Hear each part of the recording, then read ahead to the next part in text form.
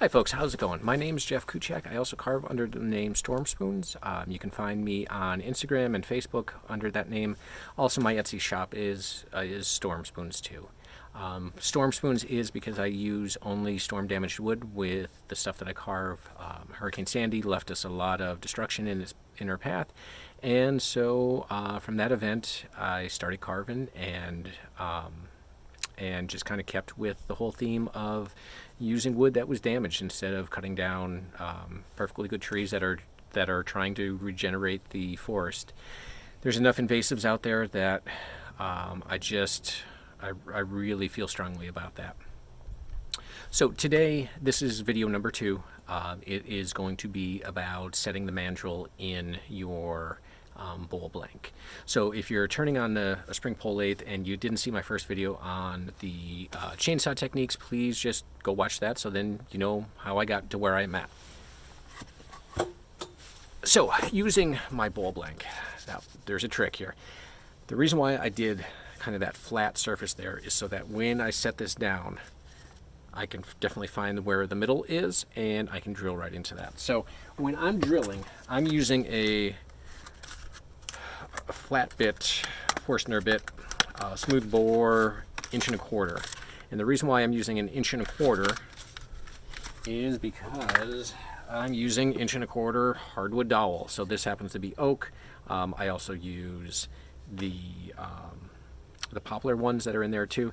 It just depends on what I have available. So what I do is I drill a hole in one end and then kind of ream it out so it's more of a cone shape. Sometimes a step bit is very helpful there. On this side, you can see there was a hole that was started and it just wasn't working so good, so that's why I flipped it over on the other side.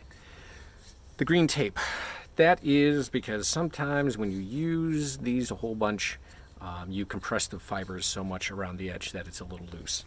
So what works out great is just take a little bit of painter's tape,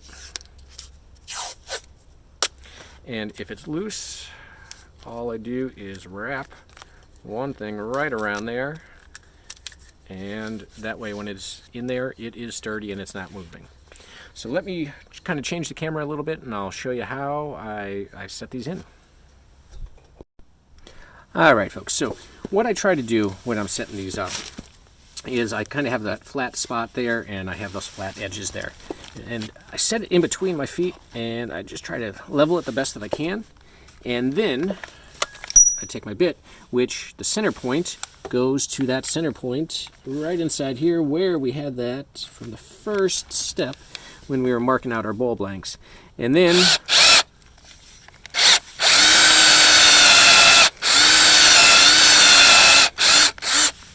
one second there, tighten that up a little bit.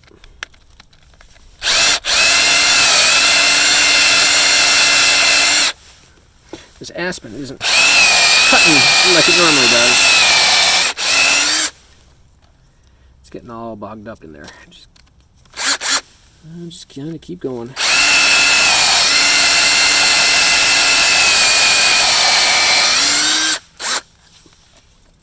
Come on, a little bit more. I like to get at least to the top of the bit.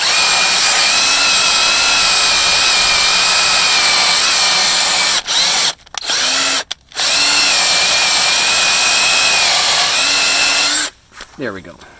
So what I try to do is keep it nice and flat inside there. You also saw me reverse it a little bit just so that I can knock down any tall edges.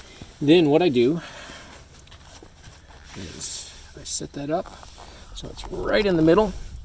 Now you want to go slow at first because the bowl is getting used to its new normal of having a mandrel in it. So all I do is drive it in, and then I can see it's a little bit lopsided over there. So I'm just driving it in so that it is in there nice and straight, and it looks like it's in there really, really good. So now I have my mandrel set, and I am ready to mount it and start turning. So that'll be video number 3. These are pretty easy to do. Let me show you some other mandrels that I have, and then that way you can see the difference between those. So some different mandrels. You know, here was this was a different one that I was trying to shrink it up a little bit because I didn't have a big enough drill bit. So I just went and bought the right bit, made it a whole lot easier. You can see I use these up until they're really, really small. This is one that, you know, both of these have shrunk. So once they get too far down, sometimes I'll just start slicing them off. And that way, because my center point is the hardest part with that. Once I have that center point in, I don't like wasting them. This was one of my first ones that I made. It had like this, like two fins on the side and one in there. My problem with the fin ones is when I'm turning, I seem to knock them free a lot. I'll bend the mandrel a little bit just because this lets loose a little bit. It might just be just the way that I turn, that I need a little bit sturdier mandrel. So that's why the press fit works. This is a much bigger version of that.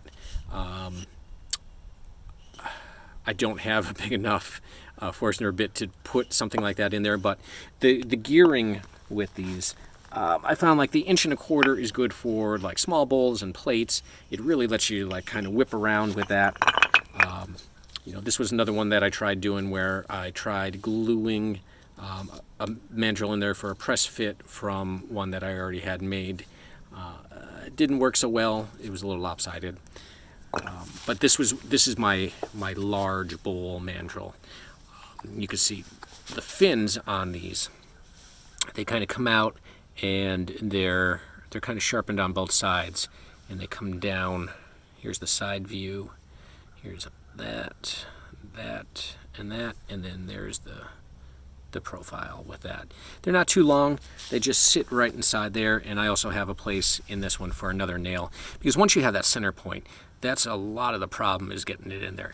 I've tried to do the screws where I had 4 in there and I split the bowl blanks from them. That wasn't too fun. But you can see this is a much larger mandrel. Here's my 1.25 inch. This one is 1, 2, maybe about 3, maybe 4 inches around. And the way that I made it was I just put it on, I X'd a bunch of it out, and you can see that's where the bark was. And then I just put it in my shave horse and just kept shaving until I got it pretty close to what I needed it to be. It works good for those. You need a much larger one with the larger bowls so that you get one full rotation around there. With the smaller ones, you're not going to get a full turn, especially on something that's really big. But I find, like I said, this is my go-to. I can put that in there, I can wrap that around there. I have enough mandrel there where I can move the cord if it's kind of coming up or bumping around and doing other stuff. So those are mandrels. Like I said, the easiest one for me anyway is the 1.25 inch hardwood dowel. You can cut it to size. I don't know, that's about 6, 8, maybe 10 inches long, and you get your center, and then everything else is a lot easier. There is a center marker for circles that I think Lee Valley sells, and that makes it really easy because you just push it in, hit it, turn it 90 degrees, hit it again, and it shows you exactly where the center of the dowel is. And then you just drill it out, and then you're good to go. As far as oil and stuff like that, maybe a little bit of vegetable oil I'll put inside there when it gets started, just so that it's not squeaking. If you hear it starting to squeak, that's when you want to be able to, you want to get that oil in there, otherwise it'll drive you crazy. Alrighty, so next video I'll show you how I mount them, and then we'll do some turning. So have a great day, everybody.